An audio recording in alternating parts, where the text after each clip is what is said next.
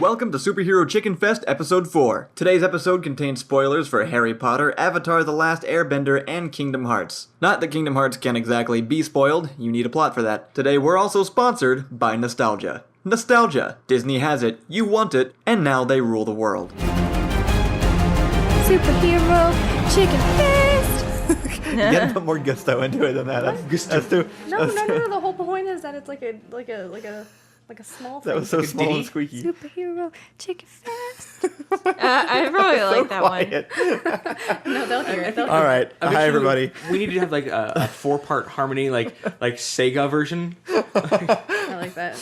All right, everybody ready? Ready? Yeah. 1, 2, 3. Superhero Chicken Fest. There we go. All right. I went low. I got you guys. I based it. I don't know why I always go high. I did too, actually. Probably in that I one. didn't realize Thanks for what covering we were us. doing. I knew the men weren't, so I went superhero. Chicken Fest. Oh, see, that's what we needed. Welcome that back, was guys, to Superhero Chicken Fest episode. This is 4, actually. Hey. Do we still count the first two? Yeah, they're still there. Are they still canonical? Yeah. Okay. It was a bit of a gap, but it's all right. Mm-hmm. Our opinions probably haven't changed that much. Probably not. Today's episode is about how to age things with your audience, primarily featuring Harry Potter, which I just finished watching yesterday or 2 days ago. You'll notice he didn't say reading, and that's because he had an abusive childhood. Yeah, I did not read them growing up. The church I was a part of decided that they were evil, and so we were not allowed to, and so I missed out on the whole being able to experience Harry Potter as it aged up with you. Right. And So- this is just for those of us, those of you out there who doubt we're from Texas. Yeah. Yeah, I was about yeah. to say that it doesn't really sound like that's an uncommon thing to me, but now I'm wondering elsewhere in the world if that's even remotely like. It's a pretty. I know pretty, a Canadian who thinks that. Well, but okay. Canadians are like a mix. Like it's just a random dice roll every time you meet a Canadian. But I Yeah. assume there are aspects of Canadian culture, but I don't know any of them really. So it's really basically hard. the two aspects of all Canadian culture are cold and poutine, and that's it. That's fair. I'm really curious to see what you say about aging Harry Potter up with this audience Well, because you didn't age up with right. it. So Right. I have a different perspective to bring in on it, just as somebody who just watched it all flat and has you've- no emotional investment in really any of it. It's very important to mention you've only seen the movie. Right. Right. The I've movies also are only- an entirely different emotional tenor than the books a lot of Yeah. the time. I think they're both valid. It's just they're different. Yeah. but hopefully that'll bring a different perspective in on it. Yeah. And then we'll have some other examples just to bring up. But yeah, how should we start this? So, Should I just I think- give my review of Harry Potter or No, something? nobody wants that. Just a real quick, as an establishing baseline, because it's weird now talking to especially the generation that watches our shows and stuff, our media, they grew up, they were born after the big Harry Potter boom. So That's it's true. to establish. I read the very first Harry Potter book in, I want to say, 4th grade. Yeah, I was in 3rd grade. And it went from then up until I read the last book senior year of high school. So that's it was from 1996, 1998, I think, up to 2007. A solid decade of Harry Potter existed, and as it happened, each time a book was released, I was basically Harry's age. Yeah. Yeah, that's true of me That's too. That's how it works. And so there's a different I've seen a few of my students who are super into Harry Potter because they also sort of they just took that long to read the books but it was a guided tour as opposed we had to wait.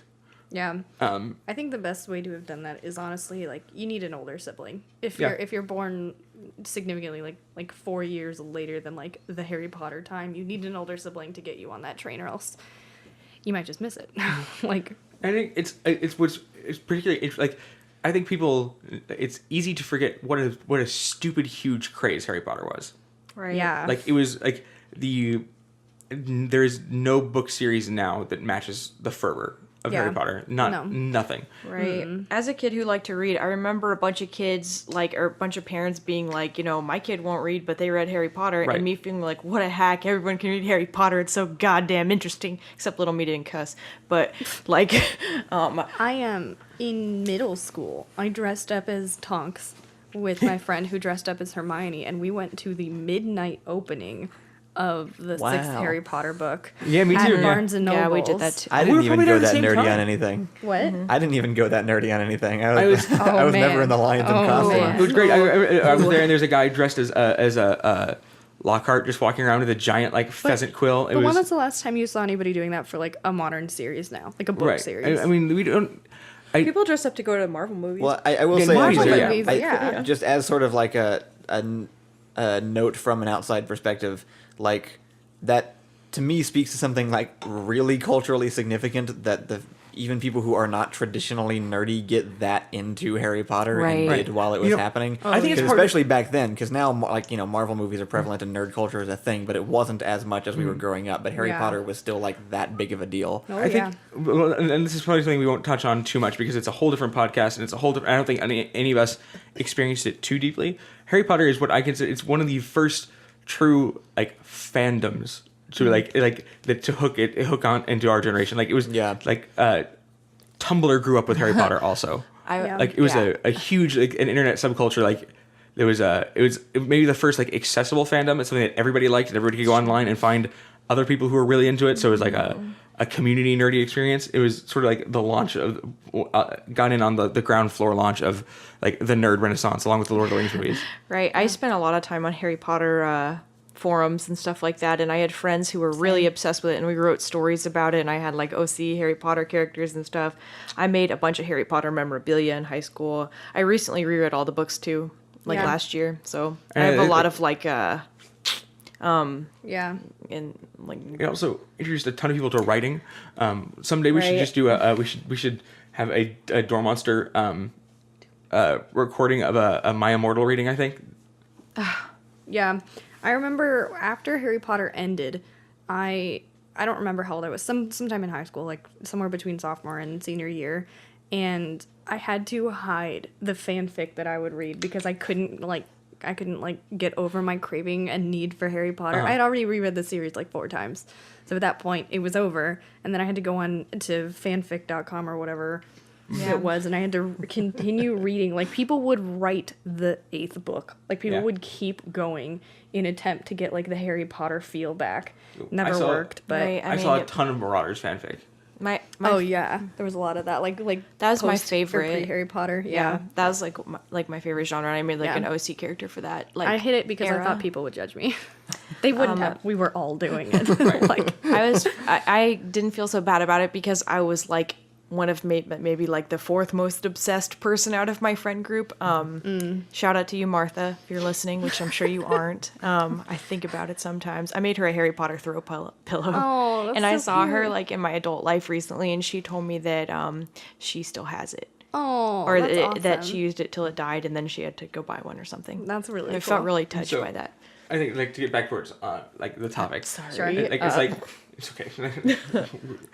Like I remember, so the first Harry Potter book I got from a Scholastic book order. Remember those? Wow. Oh yeah. On the newsprint that was too cheap for actual newspapers. Comes up on your fingers. Yeah, and then like they'd have like the big book fair set up in the library every year. Mm-hmm. Yeah. Sarah Plain and Tall so featured prominently every time. What did? Sarah Plain and Tall.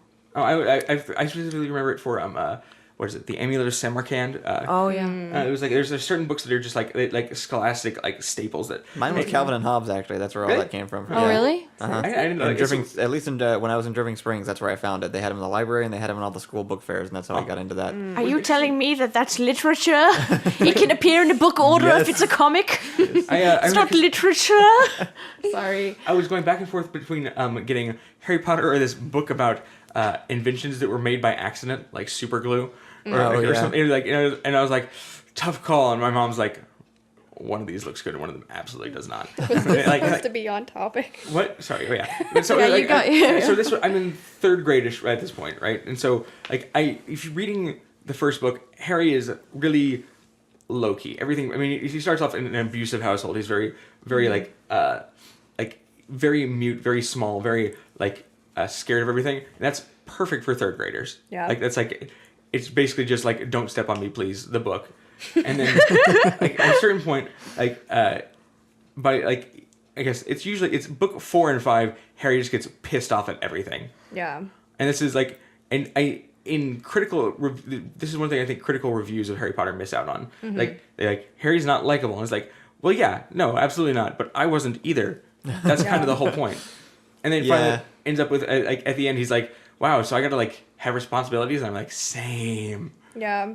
Right. No, you definitely, like, even if you don't literally grow up with Harry, you watch him grow up. And I think it was, I mean, there's a lot of ways to do series. Like, you don't ever have to age your characters. I've read series where they just kind of keep the characters going and, like, plots change and things change, obviously, but they don't, like, age the character as a part of the story necessarily. Right. But, like, every year, she started on the school year every single book, which means that he was a year older or another grade older or whatever. And yeah, I mean, he turned into a, shitty teenager because, everything about his life would make him a shitty teenager. And then he was one. And we all got to watch it and experience it. And that's why he was so terrible. And that's why we love him, because we know why. We read the first 4 books, so we know why he got there. Right. So I mean, I gotta say, this is maybe one of the biggest things that changed when I reread them, like, last year, like, all at the same time. And when I was a kid, I didn't understand why Harry was so angry, even when I was his age, because I just wasn't an angry teenager at all.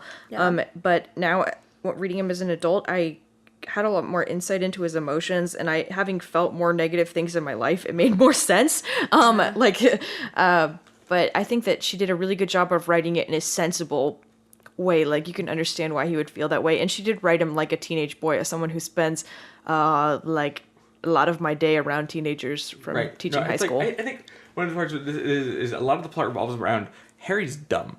Like, not like he's not mentally perfect. He doesn't have intellectual disability. He's dumb in a teenager way. Yeah. Like, there's like kids do stupid things, just a Right. lot, and like it's easy for adults to write that very poorly. Yeah. And I think she got a pretty good pulse on it. Well, and as we were watching the movies, one thing that I told him was, like, even when they made the movies literally got darker. Like, Yeah, literally yeah. by the Color palette. third movie, you're like, that one felt different. And then by the 6th movie, you're like, these are basically black and white. Right. Like, actually black and white movies. It's interesting because I remember, so in the 4th book, there's a big surprise at the end when they kill Cedric Diggory. It's like, everybody's like, wow. Oh my god! horrible. And then weirdly, I never really learned where this came from. Every year, every book past that, there was like a cultural like a sort of like a who shot JR moment of like, who's gonna die this book. Everybody's everybody knew there was gonna be one character that died, and who's it gonna be? And I don't know, like, maybe that came from an interview or something, but and then she pulled the big switcheroo, and then she's like, who dies? Everyone dies. Yeah. Like, did you like Lupin? Did you like Tonks? No. It What kinda about made, Fred? It made sense though. Like Fred. Actually, I always forget which one. I need a think it's moment. Fred. It's Fred. Fred But- was my favorite character through all of the books. Why, And, how did you like Fred better than George, just out of curiosity? well, he was more handsome. And I thought he was funnier. They're different. One of them actually cares about Harry a little bit, and the other one's a little bit more Ron-like and a bit more. George was a bit more of a shithead. Yeah. Anyway, okay, but I see that. But like, no, it made sense. I actually liked. Well, so one, I was an edgy teenager, and so I really liked that like people started dying. Now that I'm an adult, I actually like that. Instead of it so much being like you're dead and everyone's dead, it was Right. more of a like, this is to show the consequences of the Right. situation that everyone's in. Like, people don't get to live. This is literally the war of like good versus evil. I actually Good like that people for- die when for the they last stand up book. for things. That's Yeah, true. Because it's like cost of war, and also just from a writing perspective, which this is a writing podcast, so you know. Yeah. Yeah. Like, from a writing perspective, it's interesting because it because this is back on theme a bit. Like, because I got to grow up with all these characters, I felt the loss, but also it didn't impact the story because the story was done. What the Like the fact that all these important characters were just gone. Like, it didn't. It didn't have consequences on the plot necessarily because there wasn't more plot. The plot was ended. They all died by awesome. the end of the book. But Yeah. at the same That time, really I still annoys felt me. the actual loss. Yeah.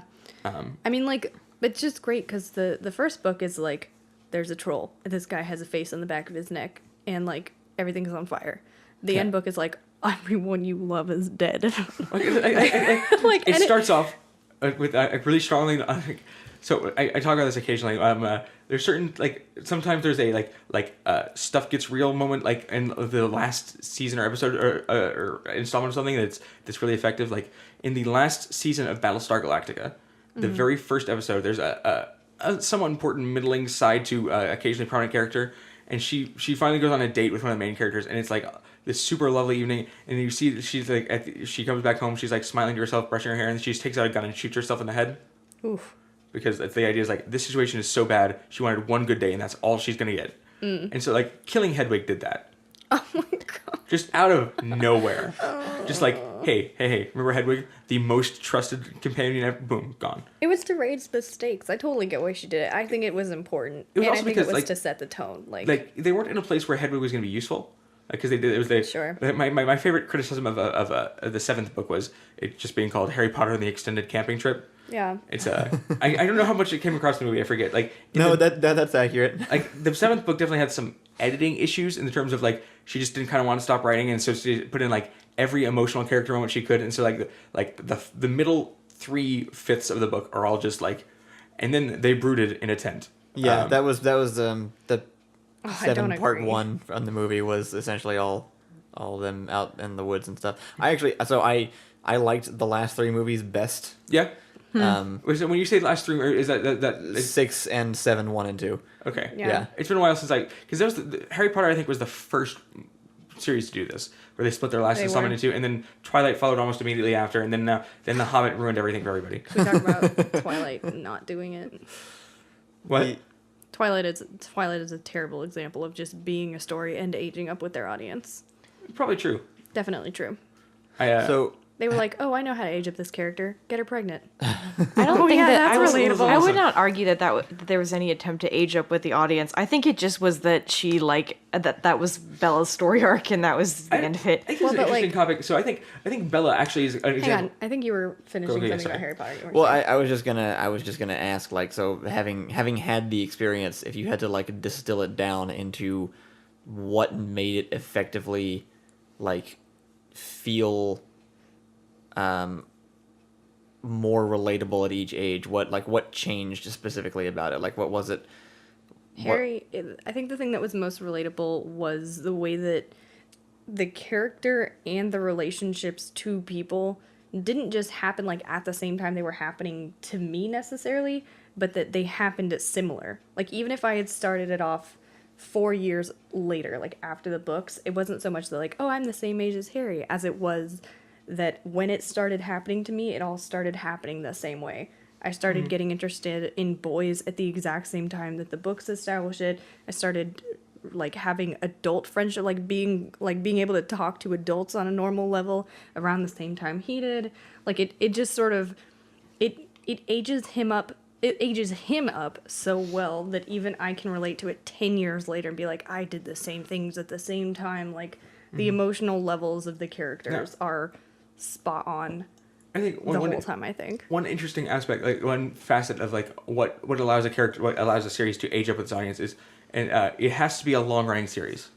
Yeah. Which is like it's a weird prerequisite. So like you don't even get a chance, like a shot at doing this well until you're already an established phenomenon. Yeah. Because you need 5 or 6 years worth of like real life time to actually like show, like to have people change while they're absorbing it. Mm-hmm. And so like. This is something that you find this with stories or that didn't necessarily plan on going as long as they do. You're talking earlier about stories where the setting doesn't change. Like in my head the example is always Pokemon. Like Ash is just eternally 10. Oh sure, yeah. Even though he occasionally celebrates having like a 2 or 3 year anniversary since he met Pikachu, he's still 10. But it's like it's for some things that's important because it means like it's all about change. Like if you want your show to stay consistent, if you want your book series to not have development so you can do like continuing installments basically forever, you don't change anything. Right. Well, Pokemon's a good example too, because I was going to ask, like, the second follow-up was going to be like almost, is it necessary to do that to make the story work if it's that long, or is it just sort of like an added bonus? And I think Pokemon's a good example because he's 10. Right. But because every other example I can think of a long-running series that doesn't do that starts on adults. So it's almost like aging up with your characters really only is something that I think becomes relevant if your audience is going through the developmental period of their life. I would actually argue that it's about choosing your audience. Yeah. It's probably much more of a financially smart decision to not age your audience, to not age your story up with a audience at the time, but instead to to keep it eternal, because then every time anyone turns somewhere between the age of 4 and 15, they can watch Pokemon. Right. It's a but like if Ash'd age and is now like 15 or whatever, then it might change the way that the show works. The ability to have 6-year-olds like it does change your target audience. It comes down to consequences. Like, I mean, so like for instance, Marvel films, as we talked about last time, one of their big criticisms was that like stuff just doesn't matter. Like there aren't consequences. Yeah. In a certain way, that means it's more like this episodic type of Pokemon thing we're talking about, where it doesn't like shift. The thing about aging up with your audience is like what makes the age work is every installment is a new situation. Like you can't just jump in anywhere. And so it's I think the difference is, do you want a story arc or do you want to have episodes? If you're episodes, you don't need to change anything because an episodic medium like requires that the baseline is the same every time you start, with some leeway here and there. No hard and fast rules, obviously, but. I think Pokemon works as something that you could or could not age up with. Like, I think, I'm not talking about the anime because that's for children and it stays for the same age range for its, air time. But the games, people still play them even when they're old, and I think that's because they're accomplishment based. Even though you stay 10 every time or whatever, right? You're completing a task, and it's a task that's appealing to people of all ages because it's a very basic goal. Like, I want to be the best at something, and it draws on themes of camaraderie, which stay universal throughout the entire human experience. So I think that it's not really like Pokemon doesn't need to age to stay appealing to its target group, whatever that target group is, like nerdy adults and a lot of kids. Yeah. You say it's about camaraderie. I'm still stuck in the best Pokemon generation, Gold and Silver, where it's like, hey, your rival is a hardened felon. Be careful. They may just shoot you in the face. Nobody likes the main character. Nobody likes Silver's Gold and Silver. It's like, it's a tough life for that one. Yeah. It's a tangent. But. Well, and what's weird is like, when I think about Pokemon, it's obviously great. I have absolutely no like criticisms of it necessarily. But there's so much like that could be. It's crazy when you like open up this amazing world and then you cut it off at like a certain point. Yeah, actually, that's a good point. It's like it's it's about limitation. Like it's so like you're going back to I think RuPaul at one point, who on top of everything else that he does is like he's a really savvy media personality. Mm-hmm. Like RuPaul, he's been consistently relevant every decade since like the late 70s. Mm-hmm. And he has this philosophy of like, you need to be basically world shattering to have anything last more than 7 years in the public eye. Sure. That's his number, 7 years. Mm-hmm. And so it's almost like it's weird as an idea to plan for it, because like, for instance, like, opening up a world and only exploring this much of it, most media that like you want to kind of put all your eggs in one basket. Like it's like a common criticism of other big blockbuster movies right now. Everything sets up for a sequel, and then if you don't get the sequel, that sucks. I think that's a really good point. Actually, now that I think about it, I think that's the most important thing, which is to be able to age something up, you need to keep being able to explore that thing. Yeah. Like in Harry Potter, they start the world off of like potions class, and here's how wands work, and then by the end of the seventh book, everyone knows all the spells. Everyone has all the the world has been figured out. Now it's just exploring the depths of it, and that's really what gets you there, like brings you to the end of it. Is like, I have explored all of this with everyone. Mm-hmm. I think that's why I liked the last 3 movies best, actually, is because by that point they had already gone through all the setup over the first 6. Yeah. And so I knew what the world was, and they got to just focus on the characters, and so I really hadn't been invested in anyone in particular watching up until that point, and then I finally got interested in it might just be the way the movies were made or something, and that they didn't really show them off as well as they did in the books, which I totally believe. Yeah. But it definitely helped me that they had gotten all the world building out of the way. So with the world established, they took it slower, and they showed all of these kind of like slower, more in-depth character moments for those entire 3 movies. Yeah. And the conflict felt more personal, and it was just, for me, it was easier to get into later on. Not that I didn't enjoy the first movies, because just watching the world unfold was really interesting too. It's kind of like the world building is. we'll have to come back. Right now we're doing a world building podcast at some point. Yeah. And I really wanted, because J.K. Rowling is such an interesting example of world building in so many different aspects. It is a whole different story. But I think you're right. One of the moments that sticks out in my head, particularly about reading the books, is picking up the 5th book, which is the one where like Harry just takes no crap from anybody anymore. Like the 5th book might as well. I don't remember the exact opening line, but in my head it's always like, Harry woke up, he was pissed off, and that's like the entire book. Yeah. But like it sticks in my head that she didn't explain anything, because the first 4 books is like, Harry woke up and wondered why he was in a cupboard, for you see, Harry was a wizard and this was unusual. And then the 5th book is like, Harry wants to take his wand, you know what that is, and he wants to blow some people up with some death magic, you know what that is. To be fair, the reason he's angry throughout the 5th book is because no one will tell him anything. Right. It's consistent. He's angry. But, so I'm thinking of you mentioned that the later books or later movies are your favorite. I have a lot of unpopular Harry Potter opinions, but one of them is I think the 6th movie is a lot better than the 6th book.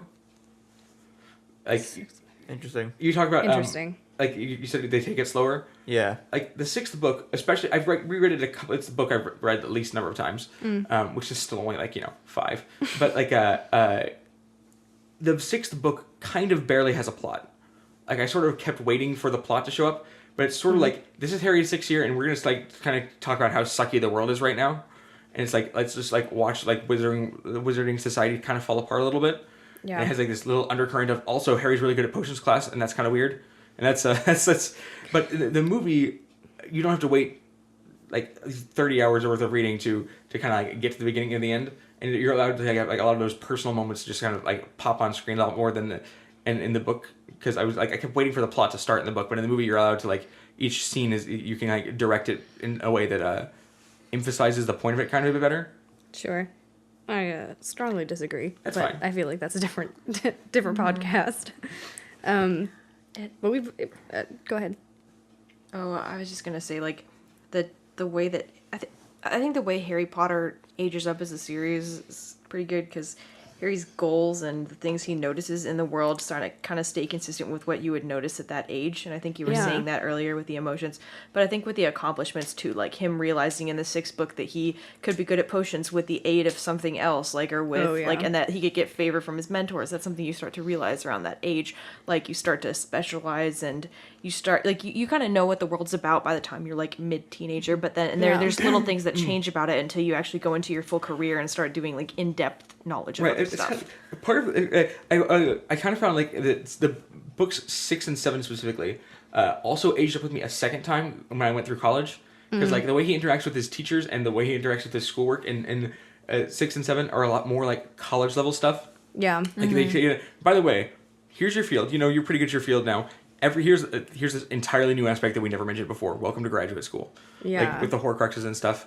Well, he's supposed to be like 17 or 18 by those anyway. Yeah, and it's like when he talks to Slughorn and Dumbledore like they're people and stuff, as opposed to like, you know, just like weird mystical like Charlie Brown adults, and like like they like when you start like relating to your professors on like a 1-to-1 level kind of, and so there was an extra level of like a bonus level up. One other thing that I can think of, so between the emotional aging of the characters and the exploration of the world, I think another weird thing that doesn't actually have to do with plot is being able to give your audience something back.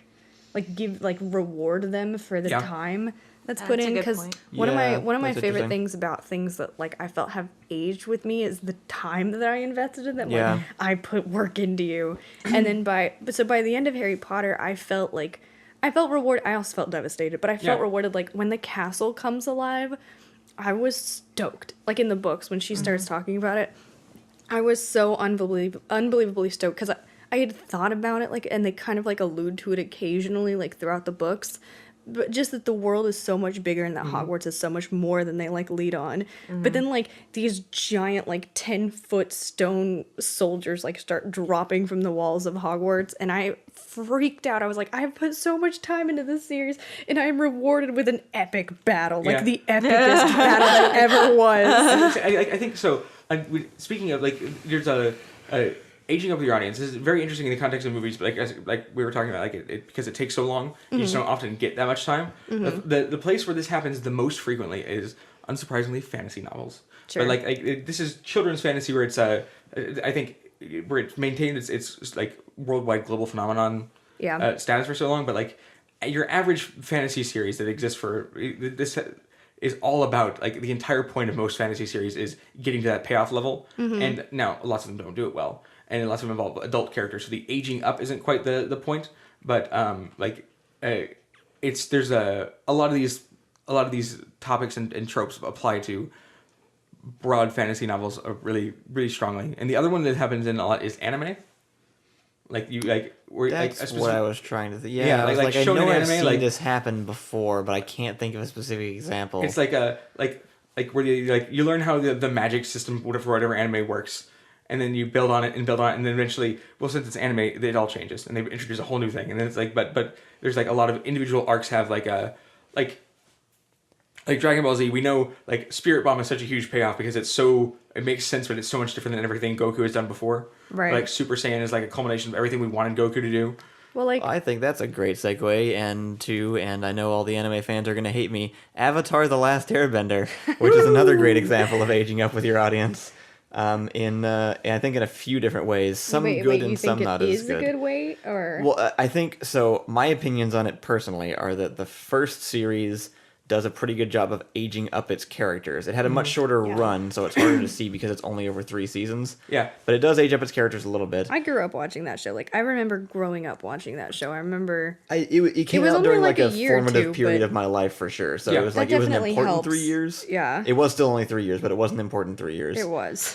And I think That's they did a true. really good job of specifically of the payoff kind of thing that you guys are talking about with Yeah. like this firmly establishing the rules really early on. Yeah. And it never broke them. It Right. just let its characters grow within them until Yeah. because you could have anticipated most of the stuff they ended up doing, and a lot of people did. That's When true. they introduced the concepts of like water bending. Blood Most people bending, yeah. early on were like, well, could you like bend people's blood or something? And then they bring that in season I 3. can't believe they brought that in though. That Yeah, that was like wild. They did a lot of really cool things like that, where they brought in, Toph being able to do extra stuff and like Yeah. bringing in all these additional powers later on and things like that. so cool though. And then I don't actually know if this is necessarily on our topic, and I know a lot of people disagree with me on the quality of the second series. Yeah. But they tried making Korra specifically for the same audience aged up, right? Like the entire Legend of Korra, all the characters are older. They are young adults. They aren't kids anymore. Right. Yeah. It's like the entire new cast is set for the same audience that had watched the previous one, but they acknowledged that they had aged up and set it in the new story. Yeah. But I also don't think it was nearly as good. It's Right. not. And I'm I not don't sure- I don't know if that's why necessarily, or if it's I'm tied in. More inclined to believe it's just the lightning in a bottle effect. Like you like getting a certain set of characters and a certain setup. Even if like it's getting like in the groove with it, you just can't always repeat that with a new setting. Right. And my example of this is I think it's a very similar level of like this is magic and this ain't it is Mass Effect. Like the first 3 games have such an unbelievable. We can talk about the ending later. It's a totally different podcast again. But it's such a good groove and such a world, such a good arc, and all your shipmates are great, and all the characters are great. And they tried it again with Andromeda, which had basically entirely different people behind it. Yeah. And the characters didn't click. The story didn't land. There were they tried to expand on what they had before, and it just didn't work because they just didn't hit that same like magic combination. I actually think that was Korra's problem more than anything. Was just the new. They just tried reconstructing the same thing out of different pieces, and the new combination didn't work as well. Right. I completely agree. Which is interesting because it might. I would be curious to see what a continuation of the original story might have looked like instead. Like if Right, they had yeah, jumped if a few you- years in the future with the same characters and started Everyone a new would have story loved that arc so much with the more. same That's, people. That is, by the then- way, like a staple of most shonen anime. Right, At I some like point, you that do a about time skip. anime is that they go like to adult life. Like Right. I really really wish that Harry Potter didn't end when they like defeated Voldemort or whatever. Like I wish that we had been able to stay in the world and see him grow up and get married and have kids. And I mean, I know she summarized all that, but like Yeah. that's important. Like, and I know that some of the continuing like books or play whatever touches on that. But No. I haven't read Let's it, talk but about I wish The Cursed Child is less canon than the Infancy Gospel of How St. dare Thomas. you say its name? good worlds and good people, and don't stop being interesting when the bad guy dies. Like, I just am not interested in characters because I've spent so much time investing It's in them. interesting you say that because that's a very specific element of J.K. Rowling's world building. I think is important. Is like bringing back in. I talk about this a bit more on the other podcast, but it's she writes for the specific purpose of what she has set up. Like her world building is entirely. It's like a lean-to. It's like a tent that only works because every single stick is laying in on itself. As soon as you remove one element of her world, every other part falls apart. And so, like, the villain is necessary to make the Harry Potter world work. I think, like, the Adventures of Harry Potter Wizard Cop, I don't think is actually that interesting because of so much that is foundational is gone when you take out the main conflict. I would still think it was interesting, but I would probably want to like go more with the 10-year-olds again. Yeah. You know, because that's just a good age like to start off a series because, you know, the person is kind of like they're before they're annoying, but they're when they're still innocent, I guess. Like stage. and when they're first starting to discover some of the cool adult stuff about the world. So it's a good starting point for any number of Going back to shows. Avatar with this example. Right? So I haven't seen all of Avatar, but I know the basic beats for most of it. Like I think one reason it's a good example of aging characters up, even though it has a very short run. So it's not so much as aging up with your audience, which is aging your characters, which is related. Like which is actually interesting, just because. Well, I was just gonna say that the in show time is actually even less than than the real life time. I think it's like a few months in the show or something. That's it. But like each season, they going back to what the difference between like 2 years. No, it's a few months. It's because they're aiming at the And starts at 10 and ends the at comet. 12. They're timing it. Right, the comet's a once a year thing, right? Yeah, it's only within one single year, the entire show. But like every season starts with the characters in a different situation. We like to talk about the difference between episodic and like an actual arc. Yeah. You need to episodic. You can jump in at any point, and basically the premise stays the same. Every season starts with the characters in a new premise. Like now we're in the Fire Nation and we have to hide, or like now it's not just like it does world building as it goes along, and eventually I think the world building kind of tapers off, and we just get to the meat of the story where like everything they do changes the next how they can operate in the next episode. Yeah, and so like at a certain point, like they go from let's go chase seal penguins or whatever to now we have to hide because if any one of these soldiers sees us, they will slit our throats. Like they definitely adult up really hard at one point. They just change the circumstances into more adult circumstances with that one, I guess, is what happens. And so even though it's only a year, they kind of artificially the characters go through like 5 years worth of maturity development in that year. Yeah. Yeah. But like I think there's it's kind of hard because I really feel like there's an overarching like attraction to when you're 10 and when you're 15 you can like the same shows. You can be a deep 10-year-old and you can be an immature 15-year-old, or you could just be totally normal and Avatar could range the exact same. Like you can enjoy it just as much at any of those ages necessarily. And so it's kind of hard to tell if Avatar ages up with its audience or if it just forever ages well. In an important way that they grow up, and also you remember the difference between you at the beginning of one year and you at the end of that year. Yeah. It's like kind of similar, like going back to the anime example. So in Japan, Dragon Ball and Dragon Ball Z aren't different shows. There's just a time skip between the two. Oh, okay. But like, so Rachel and I both started. We were rewatching Dragon Ball. Well, I was watching it for the first time. I read Dragon Ball to start off with. And comparing Dragon Ball to the start of Dragon Ball Z is such a weird experience because it's so juvenile. It's like, I mean, Goku's supposed to be like 7 or 13 or whatever it does, but he's an actual like child baby sort of creature, and it's just it's a lowbrow, pervy anime jokes. It's like actual slapstick humor, like nearly stepping on a rake style like physical humor, and then like by the time you get to like the end of the first arc of Dragon Ball Z, it's like, I just killed my brother because he tried to destroy the world. And it's like, now we will train. Our muscles need to be, our bodies need to be strong to be able to fight off like the physical manifestations of doom. Well, I was just thinking about like things that specifically don't do this well.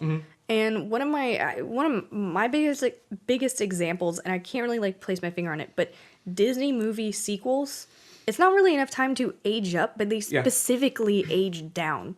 they're like, oh, did you like the Right. first Little Mermaid? Here is literal 3-year-old nonsense. Like, Well, go ahead. actually, the second Little Mermaid was great, but all of the ones after that and the TV show for pretty much any like major Disney motion picture seems to like specifically be like not even on the same level as the first one, but lower. Yeah. It's like, let's go lower. This is actually Like, great. Go ahead. I was gonna say I've been thinking about Disney this whole time because of the way they keep redoing like the movies in live action, and they're kind of worse. Yeah. I think that just wanted to see Disney one is of like those. really economically motivated in a way that other like Harry Potter didn't have to be, or Disney Sure. doesn't have to be, Well, but so- they're really like a cash grab organization is at their core. I mean, they're good storytellers, but they tell like the one good story. They tell like all the shitty stories they can get out of that one good story. What's very Yeah. interesting about Disney is like going back to the central problem of do you age your characters or not is which is do you have the timeshare? Is your thing enough of a phenomenon? Disney never has to worry about this. Disney Right. never has to worry if they're going to be relevant in 10 years because yes, they will be. Well, so but Frozen. right, and so it's like the whole deal is like everything they do is about capturing the audience of their current age, like which is a great segue into Kingdom Hearts, I think. I don't think, well, that point, Disney does something where with their good movies they hit like every age bracket, like where you can enjoy it as like an 80-year-old. Yeah, it's true. But when you have a sequel to it, like any sequel that Disney makes is since it's been like it doesn't matter if it's been 3 years or 6, they always want to basically hit like that same.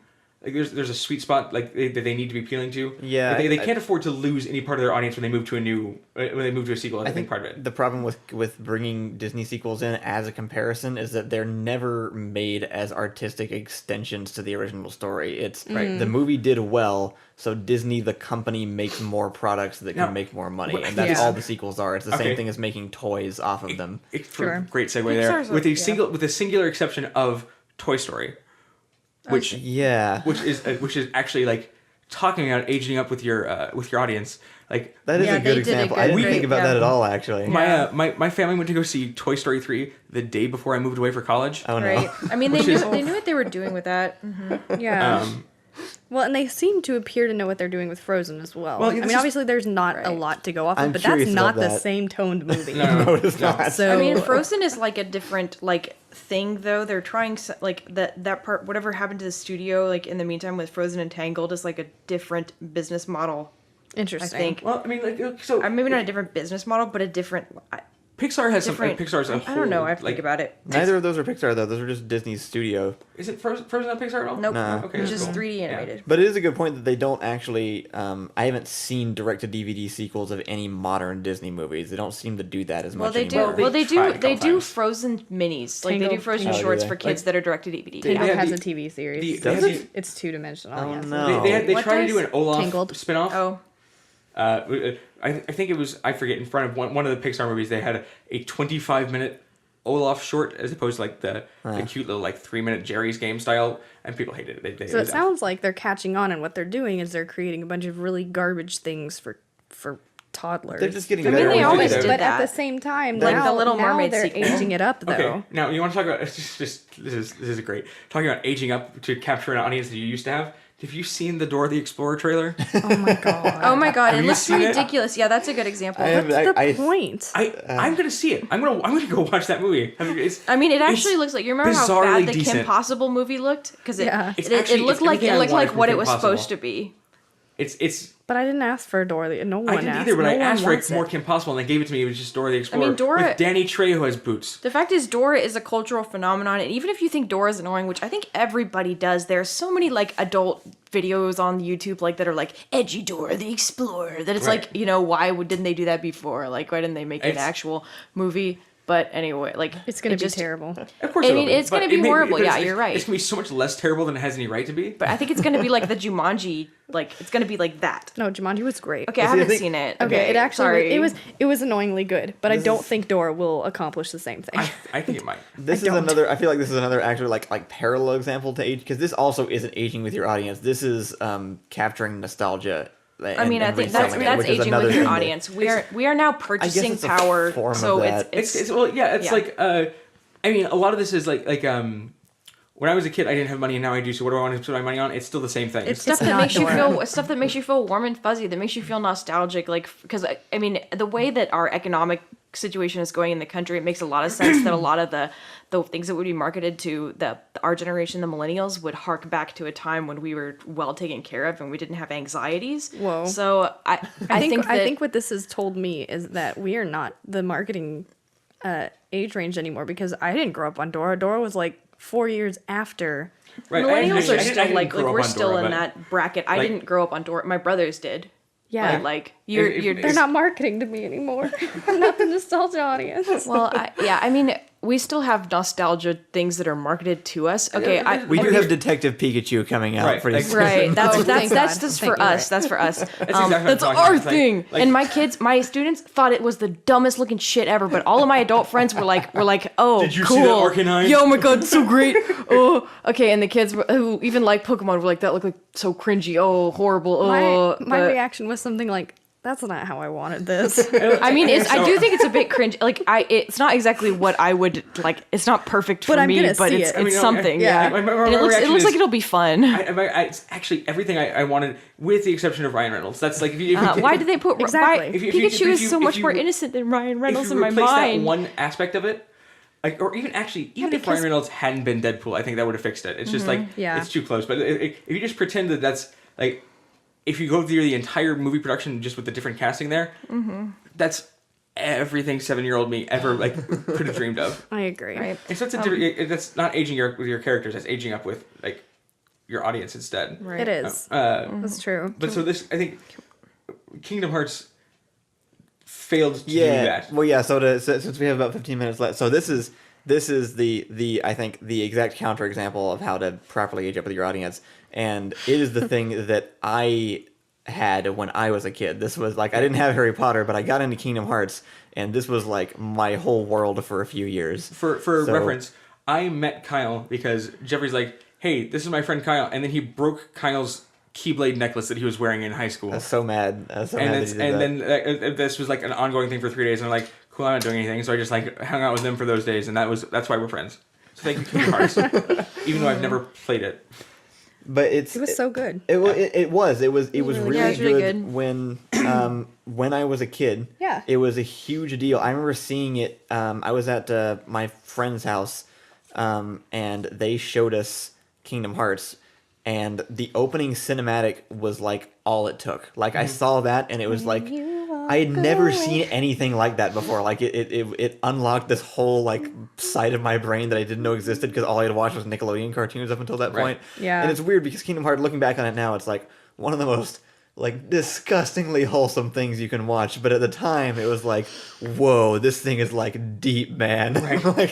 So you did like anime. Oh yeah. I only really Americanized version. What I'm talking about is Kingdom Hearts is like it is very structurally similar to an anime. I is. think So, yeah, with Disney mixed in for profit. But it was the so- medium is much easier to Like, get into, I think. It was so meaningful. not for me. It It depends on your personality. The reason I never I was a Nintendo guy. Oh, yeah. Somehow Kingdom Hearts wasn't a Nintendo game. Right. What? Right, don't- I know, it's so wholesome. Why It's wasn't because it? it was a Squeenix game, and Squeenix Yeah. they did not do Nintendo. I mean, Final Fantasy, I guess, walks that line too. Like, I mean, it's like, I remember my first Final Fantasy game I played, maybe I was too old for it, because I was like, this isn't deep at all. But it was So- trying really hard to be deep. I was like, meh. Like Final Fantasy VII it's funny going back and watching it. He's so angsty. Final Fantasy is kind of all over the place. I'm not Right, sure yeah. they've ever really like cornered a specific age group with their audience on I mean- Final Fantasy. Well, no, It is- I think it's just- teenagers. You have to go. You have It to go is- like yeah, or it's example by example. exclusively There are one, like and it's 17 always- of them. They vary wildly. But like the prominent example of like Final Fantasy VII, which is that's the crossover into Kingdom Hearts, I think, right? That's like Scott Sephiroth. They have 7 and 9 and 10 and a bunch of other ones from But there. Yeah. like it's a very kind of like it's very I'm 14 and this is deep style. It's like It kind of is. Like, but so it's great if you're 12. And then Kingdom Hearts is very Disney, which is where a lot of its whole thing comes from. Like it's bringing in the Final Fantasy teenager edge and then mixing it with Disney stuff, which for me at that point in my life was the exact bridge I needed Right. to Right. be able to Like, cross so- it. I And it realized- was extremely. I don't know. It was really meaningful to me at the time. I got really into it, and it was like perfectly on point for my age then. Yeah. Kingdom Hearts 2 came out a little while later, and I think it actually leaned into the Final Fantasy stuff a little bit more. And they did, yeah. Which, actually, I think, was a point in their favor as far as like aging it up. For me, it still felt as good as the original one because the Disney aspect was still there, but they used that sort of edgy teenager thing a little bit more. Right. Yeah. And then, as everyone knows, recently Kingdom Hearts 3 came out. It's like a 10-year gap, right? It was like 12. It was the longest. Ridiculous. I still can't believe it's actually out now. But me and Allison bought it when it came out because I had to. I mean, it was such a big deal. Because you're the audience for it. Yeah, it was like I am their audience. It was me. I had a Keyblade on my wall. It was a big deal. I spent $60 on it when I was 15. Every girl I ever knew dressed it as Kyrie for like 5 years. Yeah, that was the whole thing. It's us. I wore Sora's them. necklace. So not just a Keyblade necklace. I wore Sora's necklace I to knew school. every word to the opening song. I really knew it need in you Japanese to picture and this. could play it on the piano, girl. Yeah, it's us. Yeah. We're the This necklace audience. thing is important because it shows how oblivious I was. It's a big chain with a stainless steel crown on it. It's this big. Oh my god. Nobody else knew what Kingdom Hearts was. I was just walking around school with a gangster chain on. No, But I everyone didn't knew. know. Kyle, everyone knew what Kingdom Not Hearts the people I was around. No. Some serious like Notorious B.I.G. like level like King playing going on. Yeah. Okay, whatever. Like other developments on like if you've ever seen anything Kyle's ever drawn, he still draws people with Kingdom Hearts feet. That's true. All my true, figures. It was such a big influence. And we get this game and we started playing it, and I think the first thing that like set off a little red flag in my mind was on the loading screen there was a mock Instagram post from the characters. Sick. Yeah. That was made by an adult, and it was bad. Not bode well. I think that Gross. That was made by like a 35-year-old man. I haven't played Kingdom Hearts 3, but understanding the problems with it from a few different media sources is they, instead of designing the game for you, they designed the game so that current 10-year-olds would pick up the franchise. Exactly Right, that's what what they it's did. for, yeah. Disney is about audience capture. And a lot of it was still the same. I was watching it and I was like, as I was watching, I would love to say that Kingdom Hearts 3 was worse than the previous ones. It's actually not. It's just as bad.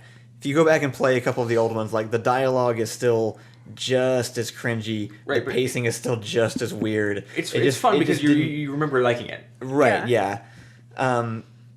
And so they didn't But 10 years change any later, of it that. doesn't need to be that bad. I know, technology has come so far, and it was still the same thing. And they're like the prominent movies in it it's Frozen and Tangled are like the big selling points. Yeah. They've got Pixar stuff in it now. Yeah. And they've got all these different kind of like it's not playing to the audience that played it the first time, which is weird because they're the ones that were buying the game. But it is playing to current kids, which is also weird because they didn't play the original games. Right. Right, but they might have seen their older siblings play it. Well, no. And Maybe. you're Still right. like There may have been 10 some years. overlap, but like the people that currently have the money to purchase the game and want it are the ones that did play it. We are the But ones what's the We've rating been of the game? asking Is it for it. T? I don't Y think so. or something? I think It's it's gonna be still like E10 plus. Yeah, probably. so they're not the people who have the purchasing money for those type of games are adults. Like there's a shift in the marketing. The only reason Kingdom Hearts 3 should have even been made is for Girl.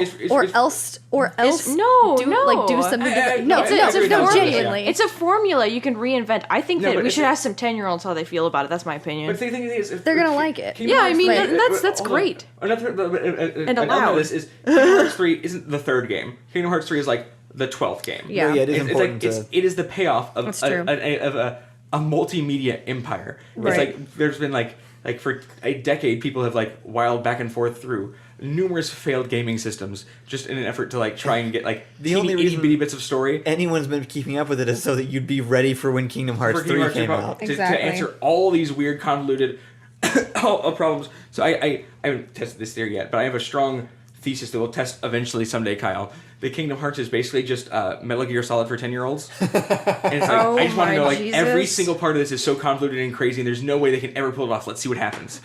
And so, in that way, Kingdom Hearts 3 is a capstone that isn't designed for new audiences.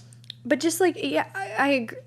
Why make it? Why put 10 years of your audience on the line knowing they're not, I mean, they can't, Without aging I out. literally cannot imagine that the creators of Kingdom Hearts are so oblivious that they don't know that we want this so bad, and they spend 10 years not even teasing it, just nothing, just absolutely nothing, just no one's picking up on the other line, only to release something actually worse. It is worse, and I have picked up Kingdom Hearts 1 just throughout my life multiple times. The gameplay is harder, it's harder, and the story is better. Obviously, the story got ruined, but I haven't even gotten into that. Like, it's actually just I still don't think it's as fun to play. Personally, I think so. I think part of what difference between Kingdom Hearts and say like Harry Potter is they're in the decade intervening between Kingdom Hearts debuting and Kingdom Hearts 3. The AAA video game industry has gone through multiple paradigm shifts. Yes. It's like when Kingdom Hearts was released, it was really low stakes. It was just a really good game made by a company that knew how to do, it was investing in a new 3D market. Whoa, right? We're out of the PlayStation now. Was Kingdom Hearts originally a PlayStation? It was PS2. PS2, yeah. So Yeah. but it was big. I I remember it being a big deal for PlayStation 2. Like everybody's like the graphics, man, and so since then video games have changed entirely. But so with Harry Potter, it's one woman writing a thing, right? And she has a media empire behind her, and it's all sorts of corporate shenanigans and stuff. But the people who wrote Kingdom Hearts and the company they worked for is not recognizable as the company that made Kingdom Hearts 1 anymore. Yeah, it has all different kinds of weird market pressures. It's such and you can't have one person can't make a video game like Kingdom Hearts. You know what? This is actually the exact same problem as them not singing "Sweet Victory" for the Super Bowl. They knew. They knew. What? They knew. They knew. They knew that it was us. They knew that it was the people that had grown up. The creator of SpongeBob had died. They knew that all of us, our age, had literally been watching SpongeBob for 15 years at this point.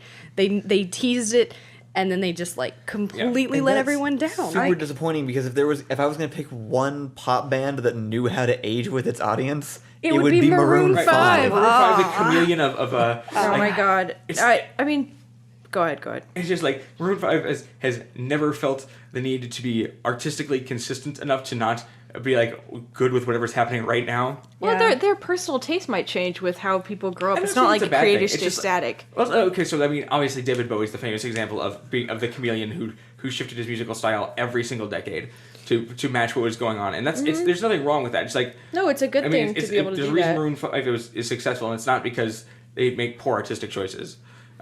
Rachel, I think to touch up on something that you're talking about, it's fine to target anything you create at a certain age range, but to make something that then has to basically ignore the wants of an entire group of people that had played or had experienced that I mean, I would personally think it's dumb. Obviously not. That's why everybody's doing it at this point. But it's just a slap in the face. It seems bad. It's just bad. The Sweet Victory thing and the Kingdom Hearts thing? Is that specifically the Kingdom Hearts thing, which is just yes, you can target that game at 10-year-olds. There will always be new 10-year-olds.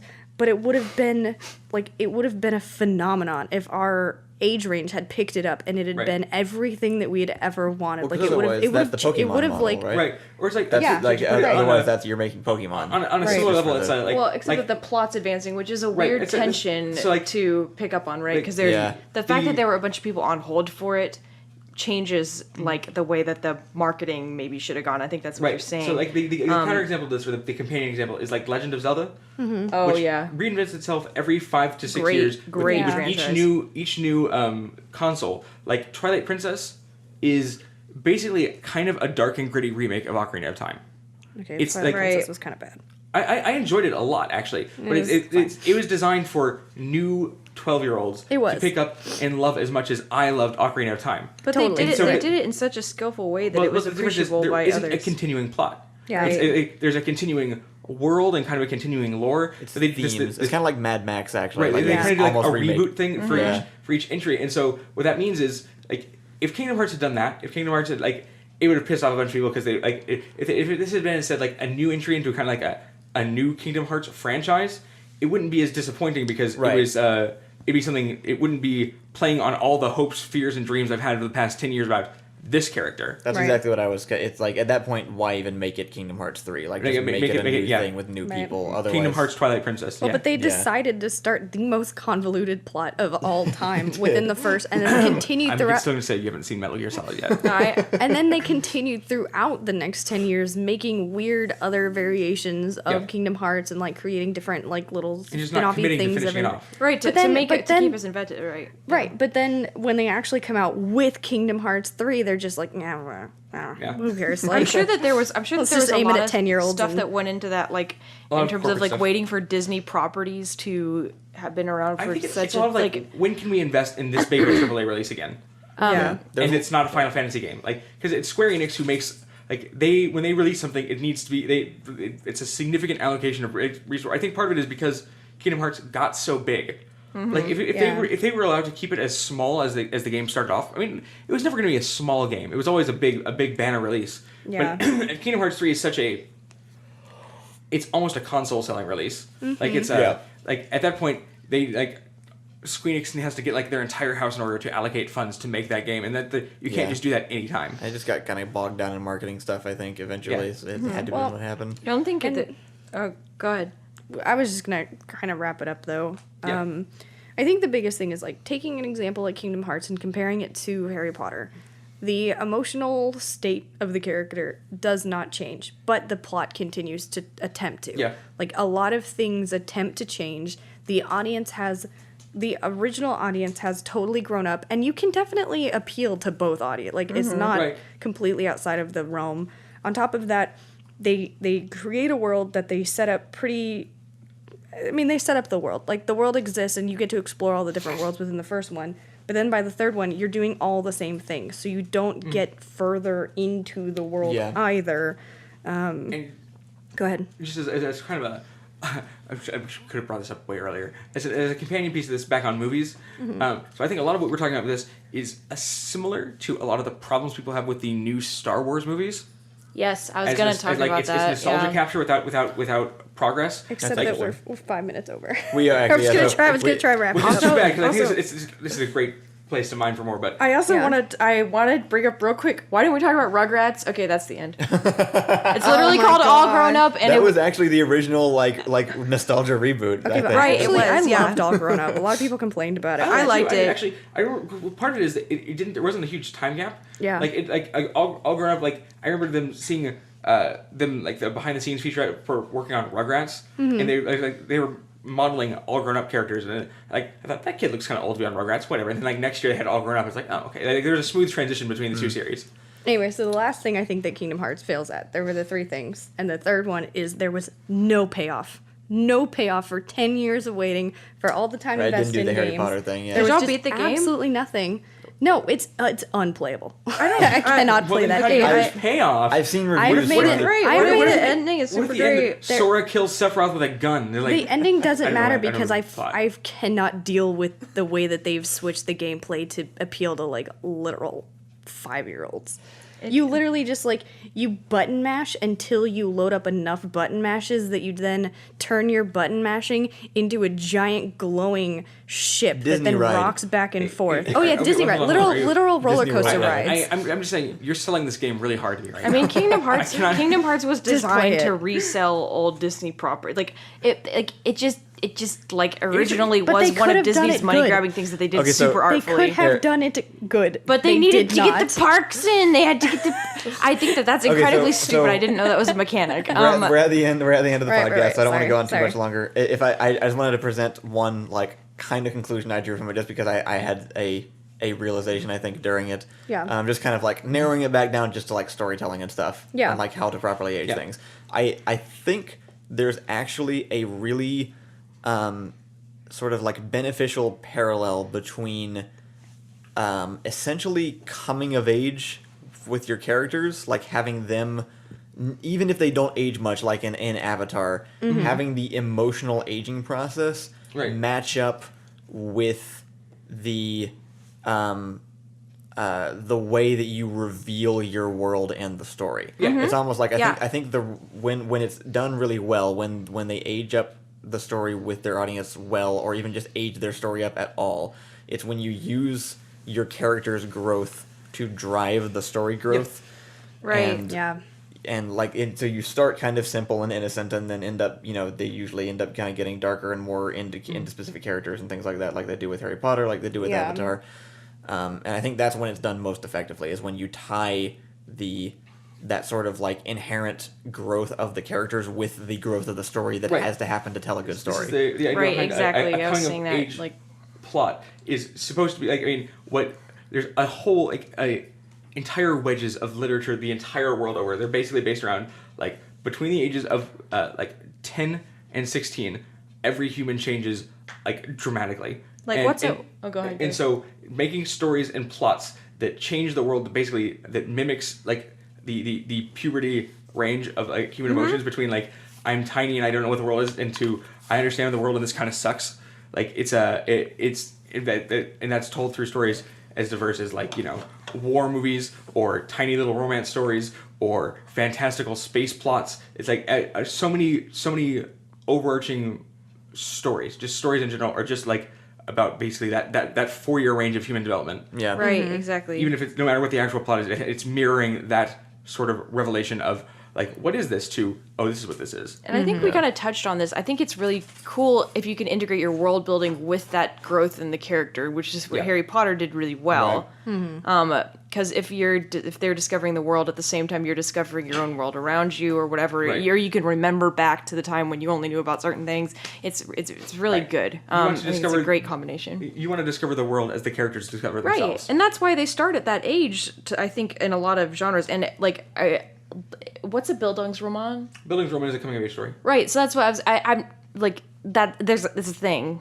and I mean there's all the like lit crit type stuff like hero's journey, whatever, blah blah blah. Grow up, come back, whatever. Is also it's emblematic of this whole deal of like I start off and I don't know anything, then like everything I know dies, and then once I finally come on the other side, I can't go back to that innocent world anymore. Yeah. The hero's journey is a puberty story in its own. Right. I mean, and I think humans are just wired that way, where we want to relive that part, and that's why so many shows and TV shows are based in high school. Yeah. Yeah. I think in conclusion, bad guy should be purple. Bad guy should be purple. God. I think is the. How old do you have to be before you can be a purple? And on that note, I think we're done for today. Thank you guys for listening. That one was interesting. We'll be back in another 2 weeks with a new episode. I don't know what it'll be about yet, but maybe we'll do maybe we'll do feminism. I don't know. Maybe we'll dive into that next time with Women, to quote PewDiePie. I'm sorry I did that. I'm sorry. No, he says Hwamen. Hwamen? I'm sorry. I said it wrong. I've been hearing high schoolers say it. They're doing it wrong. High schoolers also Sorry. suck. That's the end. All right, guys. Thank I you know guys they for don't. joining. They're really nice. They have the world open to them. They're Rachel, good. they don't deserve this They're ever. who the stories are all about. All right, bye everybody. All right, Thanks for bye, listening. everyone. Bye.